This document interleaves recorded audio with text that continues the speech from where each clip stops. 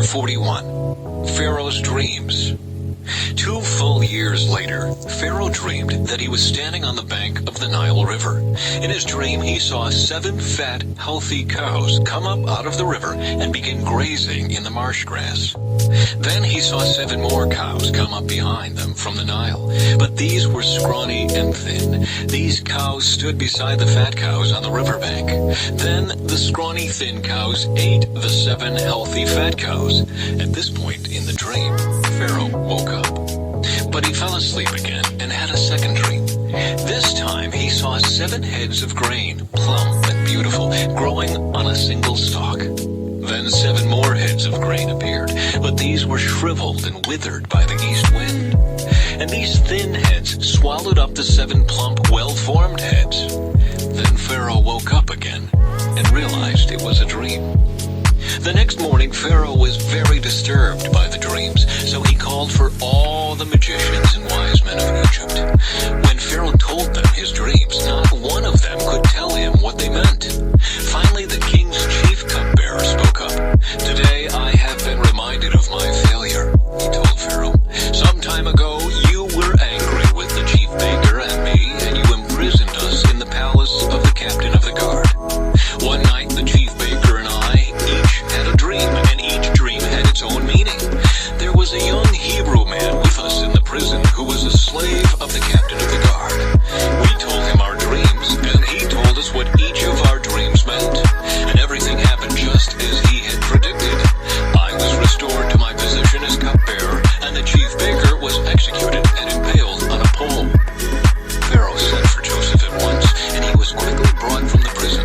After he shaved and changed his clothes, he went in and stood before Pharaoh. Then Pharaoh said to Joseph, "I had a dream last night, and no one here can tell me what it means. But I have heard that when you hear about a dream, you can interpret it."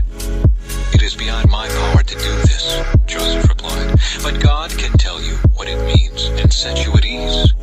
So Pharaoh told Joseph his dream.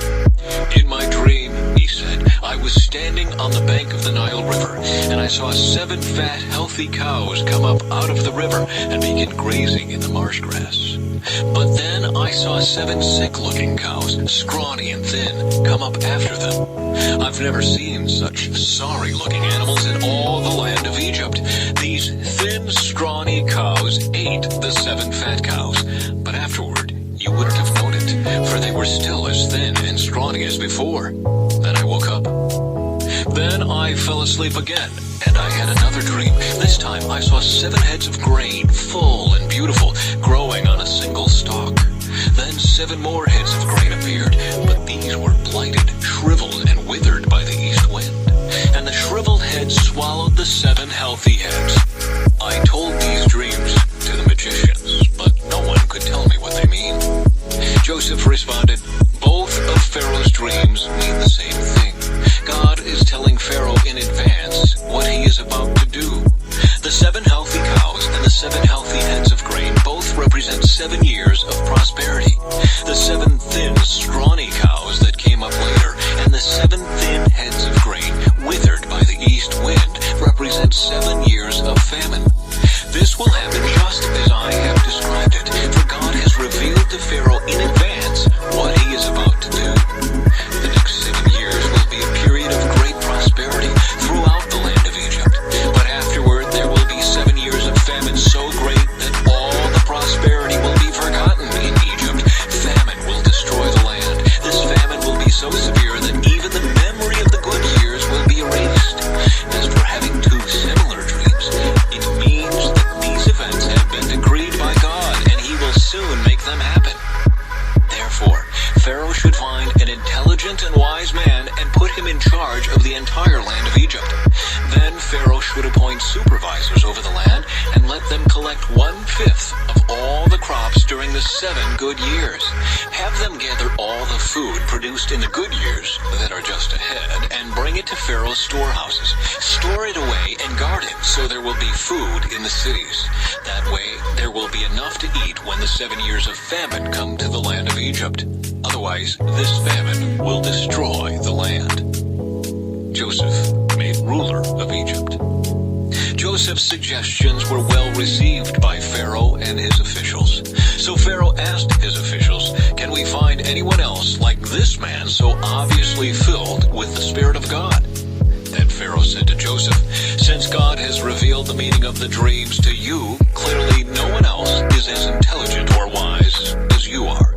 You will be in charge of my court, and all my people will take orders from you. Only I, sitting on my throne, will have a rank higher than yours." Pharaoh said to Joseph, "I hereby put you in charge of the entire land of Egypt." Then Pharaoh removed his signet ring from his hand and placed it on Joseph's finger. He dressed him in fine linen clothing and hung a gold chain around his neck.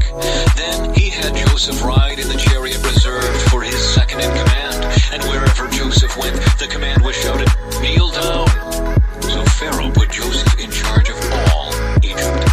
And Pharaoh said to him, "I am Pharaoh, but no one will lift a hand or foot in the entire land of Egypt without your approval."